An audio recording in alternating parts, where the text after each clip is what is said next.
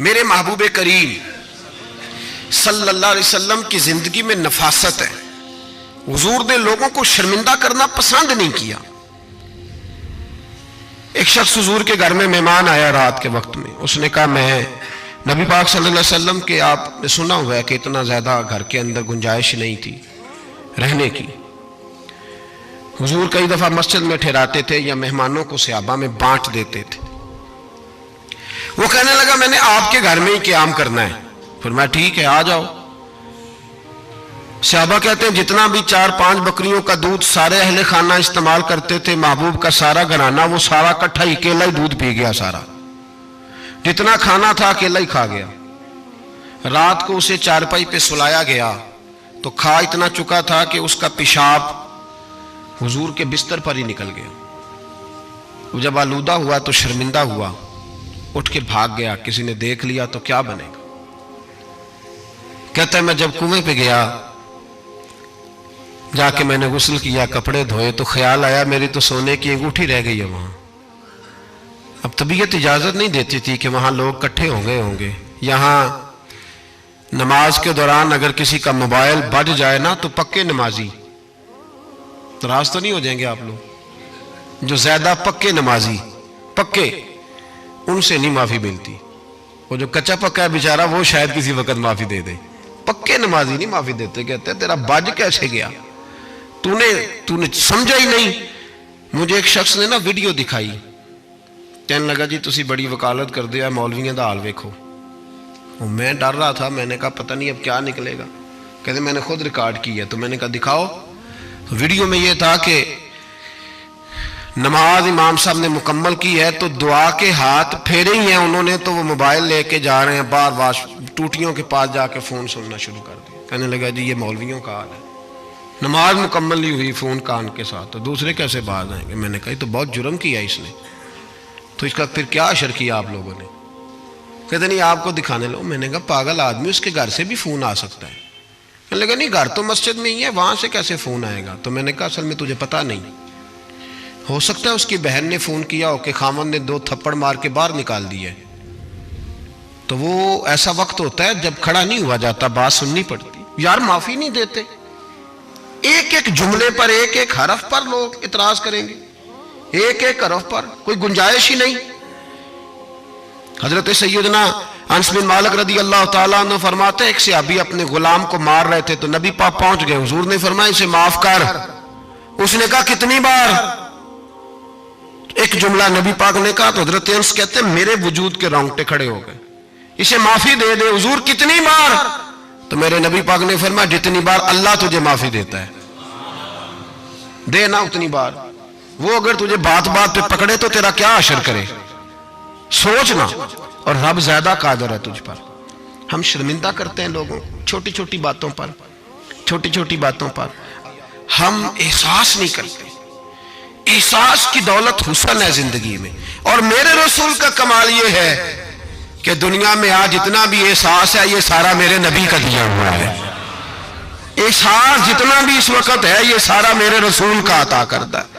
اب میرے اعلیٰ حضرت فرماتے ہیں لوگ دنیا میں گزرتے ہیں نا، لوگ گزرتے ہیں تو وہ جدھر جدھر سے گزرتے ہیں نا وہ بستیاں اجاڑتے جاتے. بادشاہ عرب کے بستیاں اجاڑتے تھے. اعلیٰ حضرت فرماتے ان کی مہک نے دل کے غنچے کھلا دیے. وہ جو جس راہ چل دیے ہیں کوچے بسا دیے ہیں، بس جب آ گئی ہیں جوش رحمت پہ ان کی نظریں جلتے بجھا دیے ہیں، روتے ہنسا دیے. یہ کمال تھا میرے رسول پاک صلی اللہ علیہ. وہ شخص کہتا ہے میں انگوٹھی سونے کی رہ گئی تو دل میں خیال یہ تھا کہ واپس جاؤں گا تو وہاں تو حالات ہی بڑے گڑبڑ ہوں گے، لوگ اکٹھے ہوں گے، شرمندگی ہوگی، میں پیشاب کر رہا ہوں بستر پہ، حال بڑا سخت ہوگا، اتنے لوگوں کا سامنا کیسے کروں گا. لیکن مجبوری تھی، انگوٹھی سونے کی تھی، بڑی قیمتی تھی. کہتے ہیں اس انگوٹھی کی مجبوری نے مجھے شرمندگی کا سامنا کرنے پہ مجبور کیا. اور جب میں آ کے حضور کے کمرے کے باہر کھڑا ہوا تو وہاں تو کوئی بھی نہیں تھا. اللہ کے رسول نے بالٹی میں پانی رکھا ہوا تھا اور میرے پیشاب پر پانی بہا رہے تھے. خود رسول پاک فرماتے ہیں حضور پانی بہا رہے تھے اور جب میری طرف دیکھا تو محبوب نے مسکرا کے فرمایا غسل کر لیا آپ نے. آپ کو تکلیف ہوئی جب انسان کا معدہ کمزور ہو تو ایسی چیزیں ہو جاتی ہیں، فکر نہ کریں، بیٹھے میں ناشتہ لاتا ہوں۔ کہتے ہیں حضور کے جملے تھے کہ طوفان تھا، وہ حضور کی گفتگو تھی کہ میرے اندر کی ہر چیز بجھاتی جا رہی تھی۔ تیری پہلی نظر کا وار توبہ، دل اب تک دعائیں دے رہا ہے۔ فرماتے ہیں وہ جملے تھے کہ سکتہ کر گئے، تزکیہ کر گئے، تصفیہ باطن کر گئے۔ محبوب یہ کہہ کہ گزرنے لگے تو میں نے بازو تھام لیا، میں نے کہا محبوبہ میں زیادہ پڑھا لکھا تو نہیں، سیانا تو نہیں، زیادہ کھانے والا موٹا تازہ آدمی ہوں، حضور میں کوئی انالیسز نہیں کر سکتا، تجزیہ نگار نہیں، باریک نہیں، پر میرا موٹا دماغ بھی مان گیا ہے کہ آپ واقعی اللہ کے سچے رسول ہیں۔ میرا موٹا دماغ بھی مان گیا ہے کہ آپ واقعی اللہ کے۔ وہ گھر گیا اور قبیلے کے ایک بندے کے پاس گیا۔ حضرت انس بن مالک کہتے ہیں جب واپس آیا تو 500 آدمی ساتھ تھا۔ کہنے لگا سونیا میں اکیلا نہیں آیا، ساری برادری سارا قبیلہ لایا ہوں اور سب کو میں نے بتایا ہے کہ دنیا میں جسے میں دیکھ کے آیا ہوں ایسا تم نے کبھی نہیں دیکھا ہوگا، جس کی میں زیارت کر کے آیا ہوں ایسا نہیں تم نے دیکھا ہوگا۔ تو محبوبہ ہم سارے آئے ہیں، پڑھائے کلمہ، ہم بھی آپ کے غلام بننا چاہتے ہیں۔ ہم شرمندہ کر کے بڑے راضی ہوتے ہیں، بڑے راضی، لوگ معافیاں مانگ رہے ہیں، منتیں کر رہے ہیں، جناب غلطی ہو گیا تو ہوئی کیوں؟ میں تو ایسا ہوں، میں نے تو کبھی نہیں کی، میری مثال دیکھ لو، میں تو، لوگ فوراً دلائل دیں گے۔ او بھائی کسی کو شرمندہ کر کے تجھے کیا ملے گا؟ کسی شخص کو تھوڑی دیر کے لیے جھکا کے تیرے نفس کی کون سی تسکین ہے جو حاصل ہوتی، تیرے وجود کے اندر کون سی؟ اور ناراض نہ ہونا، یہ ہر طبقے کا معاملہ ہے، جتنا کوئی اس کے نیچے ایک آدمی ہے یا 2 آدمی ہے، وہ روب ڈال کے خوش ہوتا ہے، وہ اس کو پریشان کر کے نیچا دکھا کے راضی ہوتا ہے۔ میرے رسول دنیا میں لوگوں کو نیچا دکھانے نہیں آئے، عزتیں عطا کرنے آئے، حضور بلندیاں دینے آئے، نبی پاک نے وقار دیا۔ میں کبھی کبھی پریشان ہو جاتا ہوں جب لوگ آ کے کہتے ہیں نا بچی کی شادی ہے، تعاون کریں کرائیں، تو ایک سوال ذہن میں آتا ہے کہ کس پہلو سے تعاون کریں؟ بچی کی شادی پہ کھانا پکانا فرض ہے؟ بولے تو صحیح نہیں سنا کبھی؟ جہیز دینا، کس چیز کا تعاون کریں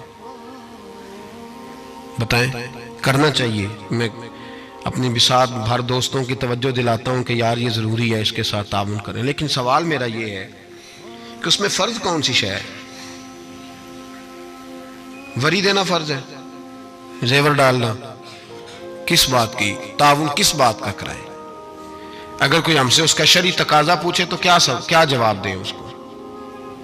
میرے پاس کوئی استفتاء لے کے آتا ہے تو میں کیا جواب دوں گا؟ اس میں کون سی شے ضروری ہے؟ پھر اگر آپ ناراض نہ ہوں تو فکرہ کہہ جاؤں، دل کرتا ہے بچی والوں سے تعاون نہ کرے، بیٹے والے جو غریب مسکین جہیز کے پیچھے بھاگ